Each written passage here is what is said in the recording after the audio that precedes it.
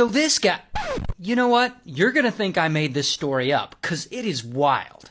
Now the story is about this guy, James. And James is 35, living in a small town in West Virginia, and he's kind of an awful guy. Like, he drinks a lot, he abuses his wife. But one night in 1983, James gets what's coming to him. Because it's late, and he comes home from the bar drunk, and he decides his wife needs to make him a snack. His wife is this woman, Cleo. And Cleo's 35. And so he yanks Cleo out of the bed because it's the middle of the night and she's asleep, and he's yelling at her, "Make me some food!" And so she makes him some soup. But then he gets mad that the soup is too cold, and grrr, he slings the bowl across the kitchen and bam, it smashes against the wall. Then he notices their wood stove had gone out, so he's all pissed off about that too. And this causes a whole big fight, and he's like roughing up Cleo, and he's chasing her around, and he's dragging her. It is awful. Now by this point, all this wakes up Cleo's son. We'll call him 17, because he's 17.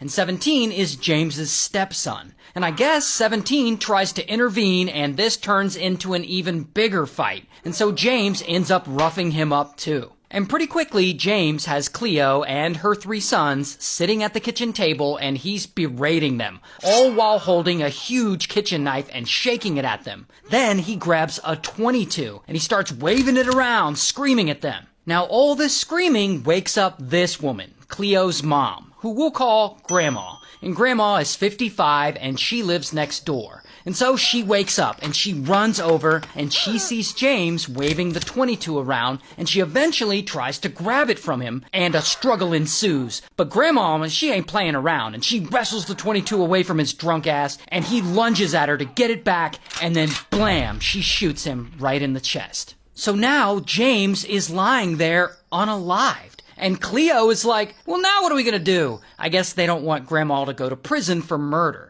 And so they decide to bury the body in the backyard. And for some reason, they make 17 and his younger brother do it. And so 17 and his younger brother are in the backyard digging this big ass hole, and eventually the hole is big enough and they put James in there and they bury him. But now they have another problem. James's truck is there and they need to get rid of it.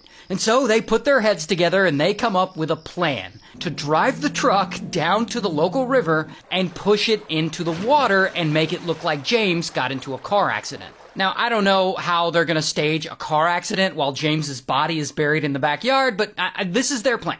And so Cleo and Grandma and 17, they head over to the river, and they take James's truck and they take their car.